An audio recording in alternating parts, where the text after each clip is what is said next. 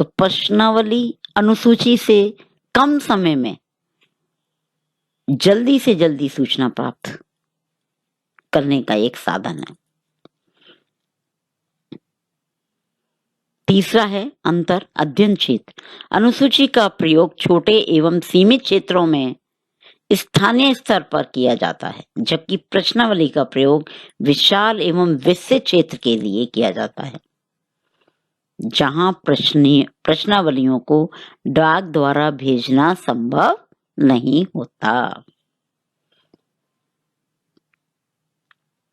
स्पष्ट है? नेक्स्ट है सूचना प्राप्ति।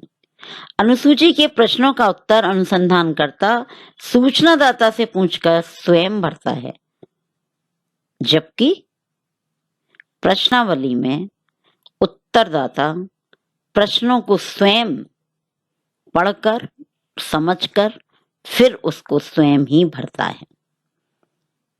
अध्ययन की गहनता। अनुसूची द्वारा प्राप्त सूचनाएं गहन, विस्तृत और विश्वसनीय होती हैं, क्योंकि अनुसंधानकर्ता की उपस्थिति के कारण प्रश्नों से संबंधित कठिनाई समझा दी जाती है, जबकि प्रश्नावली द्वारा सतही और मोटी मोटी बातें ही ज्ञात की जाती सकती हैं।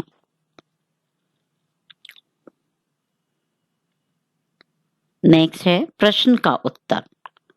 अनुसूची में प्रश्नों की रचना प्रगणक एवं अनुसंधानकर्ता के स्तर से ही की जाती है। प्रश्नावली में सूचनादाता के स्तर से, जो सूचनादाता है वो जो कह रहा है उस स्तर से हम करेंगे प्रश्न का उत्तर। और अनुसूची में प्रश्नों की रचना जो प्रगणक है या जो अनुसंधान करता है के स्तर से की जाती है, क्योंकि वो वहां बैठा है ना, भरवा रहा है ना, प्रश्न पूछ रहा है ना, जो उत्तर मिल रहे हैं वो अपने हिसाब से कि ये कहना चाह रहे हैं हम लगा लेते हैं। शिक्षा के आधार पर अनुसूची का प्रयोग शिक्षित और अशिक्षित दोनों प्रकार के सूचनादाताओं के लिए किया जा सकता है, लेकिन प्रश्नावली केवल शिक्षित लोगों के लिए ही प्रयोग में लाई जा सकती है। 8वां है निदर्शन।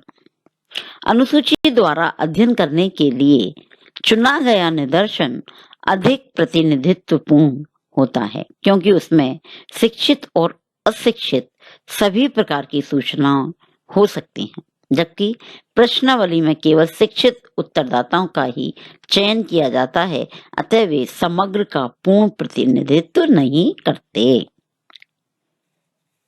ठीक है। फिर नेक्स्ट व्याख्यात्मक टिप्पणियां। व्याख्यात्मक टिप्पणियां प्रश्नावली में चूंकि अनुसंधानकर्ता उपस्थित नहीं होता है अतः तकनीकी शब्दों तथा इकाइयों को समझने के लिए व्याख्यात्मक टिप्पणियां तथा फुटनोट्स भी दिए जाते हैं, जबकि अनुसूची में अनुसंधानकर्ता स्वयं ही उपस्थित होता है, अतः इनकी आवश्यकता नहीं होती है। तो इसलिए व्याख्यात्मक टिप्पणियां होती हैं प्रश्नावली में और अनुसूची में नहीं होती। नेक्स्ट सबसे बड़ा जो अंतर है वो है समय, श्रम और धन। तो अगर हम इतने अंतरों को देखें तो हमें स्पष्ट होता है कि अनुसूची द्वारा किसी क्षेत्र का अध्ययन करने में अधिक समय, अधिक श्रम और अधिक धन की आवश्यकता होती है, किंतु प्रश्नावली में समय, कार्यकर्ता एवं धन की आवश्यकता अपेक्षाकृत कम होती है, क्योंकि वहां हमें अनुसंधानकर्ता को जाना ही नहीं पड़ रहा ना, तो समय बच गया। जब जाना नहीं पड़ रहा तो धन भी खर्च नहीं हो रहा, और जब धन भी खर्च नहीं हो रहा, जाना भी नहीं पड़ रहा, तो श्रम तो कम हुआ ही हुआ। लेकिन अनुसूची है, जहां भी हम सर्वेक्षण करने जा रहे हैं, जो भी क्षेत्र हमने लिया है अपने अध्ययन के लिए, तो वहां जाने में समय और धन दोनों की ही आवश्यकता पड़ती है। और जब समय और धन दोनों ही लगते हैं तो श्रम भी हमें उससे ज़्यादा करना पड़ता है। नेक्स्ट है पक्षपात। अनुसूची में अनुसंधानकर्ता सूचना लिखने में अपनी राय एवं पक्ष का प्रभाव डाल सकता है। वह सूचनादाता के विचारों को भी प्रभावित कर सकता है, जबकि प्रश्नावली में सूचनादाता स्वतंत्र रूप से अपने विचार व्यक्त करता है, अतः उसमें पक्षपात आने की संभावना नहीं रहती है। 12वां, प्रत्युत्तर का प्रतिशत। अनुसूची द्वारा प्राप्त प्रत्युत्तर की संभावना 100% होती है, जबकि प्रश्नावली में यह प्रतिशत बहुत प्रयत्न करने पर भी 50 से अधिक नहीं हो पाती, क्योंकि हम 100 को भेजते हैं, 50 तो हमें लौटा देंगे, लेकिन 50 तो देंगे ही नहीं उत्तर। हाँ ठीक है, किसी ने भेजा है, रखो, उठा के रख दो। फिर रिमाइंडर करवाया, अच्छा भेजते हैं, फिर गोल। तो ये मान के चलते हैं कि हमने 100 सूचनादाताओं को अपन प्रश्नावली भेजी है तो 50 की ही आएगी, 50 तो वापस आएंगे नहीं। इसलिए वहां डेटा कलेक्शन के लिए जो सैंपलिंग है वो हमें ज्यादा लेनी पड़ती है। अवलोकन। अनुसूची का प्रयोग करने के दौरान अवलोकन भी किया जा सकता है, जबकि प्रश्नावली में इसका अवसर नहीं रहता। अनुसूची और प्रश्नावली में अंतर के आधार पर किसी एक को दूसरे से श्रेष्ठ नहीं माना जा सकता।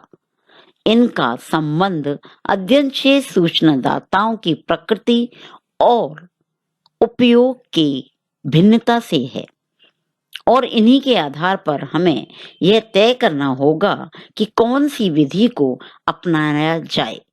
भारत जैसे देश में यहाँ शिक्षा का अभाव और सांस्कृतिक भिन्नता बहुत है, अनुसूची का प्रयोग अधिक लाभप्रद है। विभिन्न विद्वानों ने अलग अलग अध्ययनों में दोनों को ही उपयोगी पाया है। रेमजे ने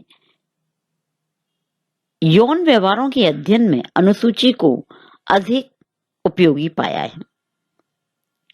फिंगर ने यौन विश्वासों तथा कॉलेज छात्रों के व्यवहार के अध्ययन में प्रश्नावली एवं अनुसूची द्वारा समान रूप से उपयोगी सूचनाएं संकलित की।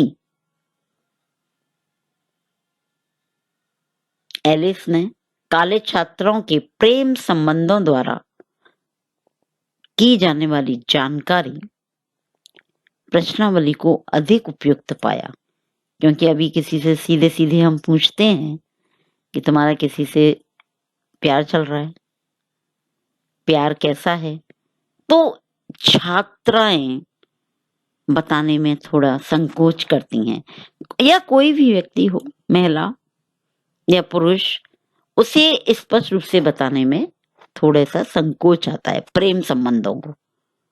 और ये चीज जब हम प्रश्नावली के द्वारा पूछते हैं तो गुप्त उसमें पूरी बातें अपने मन की लिख भी देते हैं। इसी प्रकार से साक्षात्कार व अनुसूची की तुलना में डाक प्रेषित प्रश्नावली से अधिक अच्छे परिणाम प्राप्त किए जा सकते हैं।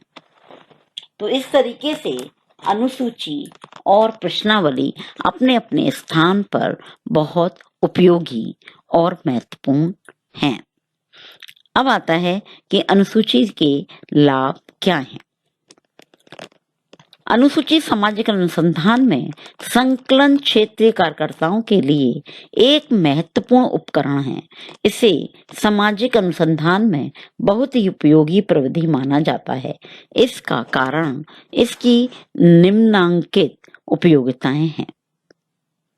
नंबर 1, प्रामाणिक एवं विश्वसनीय सूचनाएं।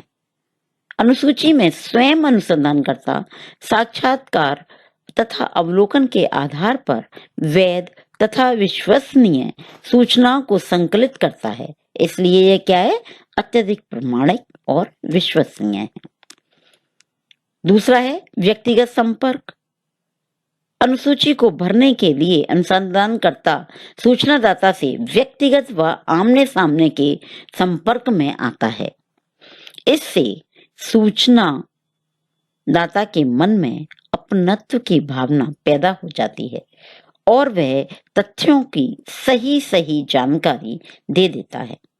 अनुसंधानकर्ता सूचनादाता के मन में अध्ययन से संबंधित उत्पन्न वह संदेह और भ्रम को भी दूर कर देता है। तीसरा है सूचनाएं लिखने की सुविधा। अनुसूची द्वारा संकलित तथ्य हमारे पास लिखित रूप में उपलब्ध रहते हैं, अतः हमें अपनी स्मरण शक्ति एवं कल्पना पर आश्रित नहीं रहना पड़ता। क्या प्रश्न पूछने हैं, यह अनुसूची से पहले ही लिखा होता है, अतः किसी सूचना के छूट जाने या भूल जाने की संभावना भी नहीं होती। नेक्स्ट, अवलोकन की सुविधा। अनुसूची में अनुसंधानकर्ता को प्रश्नों का उत्तर भरने के साथ साथ अवलोकन की सुविधा भी रहती है, अतः वह घटनाओं का वास्तविकता को समझ सकता है। इसमें अध्ययनकर्ता की अवलोकन शक्ति में भी वृद्धि हो